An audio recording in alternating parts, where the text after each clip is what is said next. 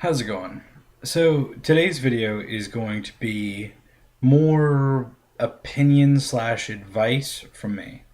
Though the topic today is how to get into game mastering or dungeon mastering or storytelling or, you know, whatever the title is of, the person who narrates the events for the most part.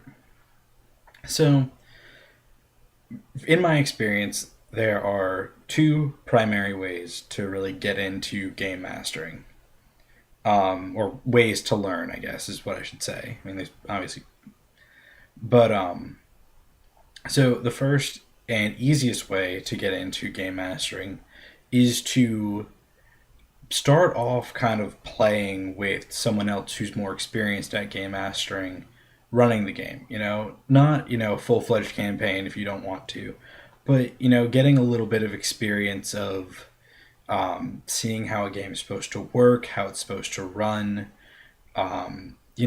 tips and tricks, just the various and sundry things about running a game that you pick up, just by the fact of experiencing it. So that is the easiest way, and that's the way that I learned first time how to run Dungeons and Dragons. That's how I came up into it and how I learned. But that isn't always the most readily available way, and for more obscure games, that's really not going to be the most likely way that you're going to get into it. So, what's the second way? The second way is through trial and error. Your first adventures, your first campaigns, whatever, brace yourself because chances are they're going to suck. And it's not a problem with you as a DM or a storyteller, or a game master or whatever. It's just, finding your feet in a new game, a new rule system. I mean, I ran Dungeons and Dragons for 3, 4, 5 years, and that's all I ran. Like, to me at that point, because I started playing when I was like 8 years old, at first, like, Dungeons and Dragons was the only game that I really knew, experienced, or, all my friends would want to play. And then I found World of Darkness. Well, I live in an area where finding someone who plays something, a role playing game in general, is hard. But finding something, past the norm, which Dungeons and Dragons is the norm, just for, point of reference, um, I'm not going to find someone who will run that for me. So I have to, learn on my own. And really the first step towards doing that is, reading through the core rule book, cover to cover. Unlike when you're prepping to run a game, when you read the cover to cover, it's very specific cover to cover. You begin to pick up, the tidbits of lore or flavor or small little bits in the system that you know you wouldn't necessarily attribute to that game or to what you're doing. An example in this case would be when I picked up Yggdrasil. It's a Viking game. I think it's laying around here. Oh, it's over there. But it's a Viking and Scandinavian role playing game from um, Cubicle 7. And obviously you think sagas and the show Viking on History Channel, and Amon Amarth, you know people who listen to metal. Um, but you think about okay, I'm going to do Viking raiding everything. But when you read the book cover to cover, you begin to see how the creators intended the game to be played. They intended it to be like the sagas, but with a couple of things. They intended for um, combat to be a thing, but they intended combat to not be the epic dragon fight that you'll have in a Dungeons and Dragons game.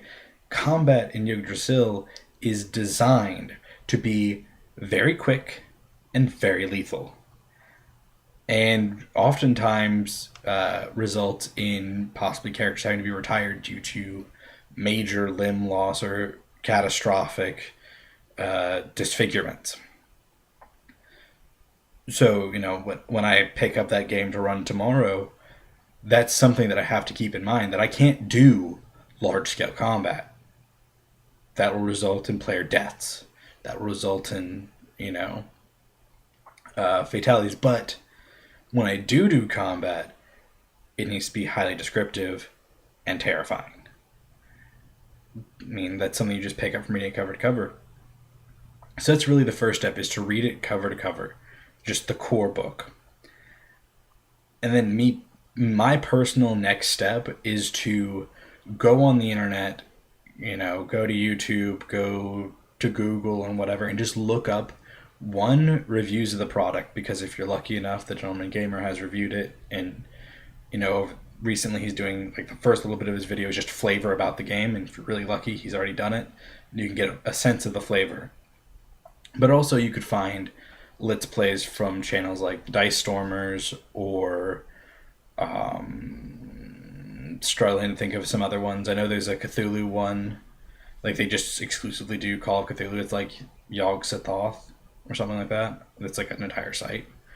But so you'd find Let's Plays, you'd find other reviews about the game, you'd find, maybe if you're lucky, literature. White Wolf likes to put out literature for their game lines, so you can kind of, get a feel for what the game is intended to feel like, for the most part. Or, if you're, maybe setting material, supplements, this, that, and the other.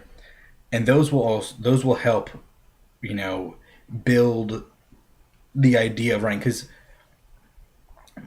I personally believe that running a game is 90% knowledge about the world that you're playing in, or knowledge about the flavor, the you know the non-numerical crunchy bits of the game. It's all the fluff. It's all the descriptors. It's the theme, the feeling, the setting, the mood, the atmosphere. Those are what make the game, and those are the hardest to pick up.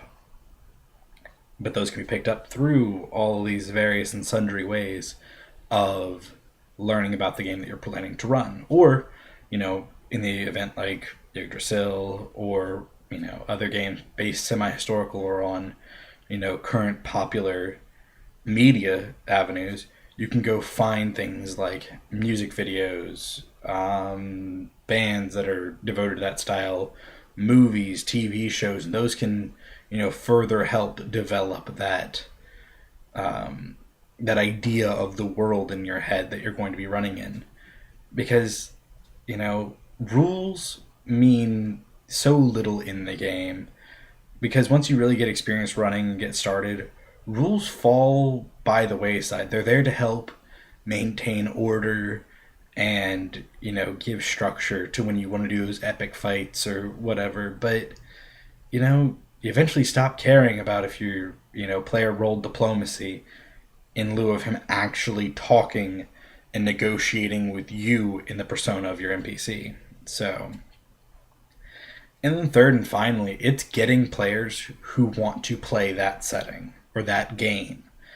Because I can't tell you how many times I've tried to get, a group of friends to play like World of Darkness or some obscure RPG or Eclipse Phase or something, and the players weren't in it. Because if one thing will ruin a game, it's also players not wanting to be in that setting. If they don't understand the setting, if they don't understand, the intricacies of it, they'll also make the campaign suck. So, you got to have players who want to play that specific setting or idea or mood or theme. You can't put someone who's always cracking jokes about Monty Python in your horror game, because chances are he's going to keep cracking Monty Python jokes and ruin the entire horror aspect. So, in quick review, there are two ways to get into game mastering. Easiest is having someone who's more experienced, and you learn from them by playing with them and talking to them and sharing ideas. And they can teach you about all the various and sundry things about, the world, or you play in it and you get idea about it, or you know just learning by experiencing. It's the easiest. And two is learning on your own, which is three brief steps of reading the core rulebook cover to cover, for the most part. You can gloss over spell descriptors sometimes if you're not really caring. Two, then going and finding other media about it. If it's reviews, if it's let's plays, if it's books, novels, music, anything to expand it. And then thirdly is having a group of players that actually want to play it. So I really hope this helps, and take it easy.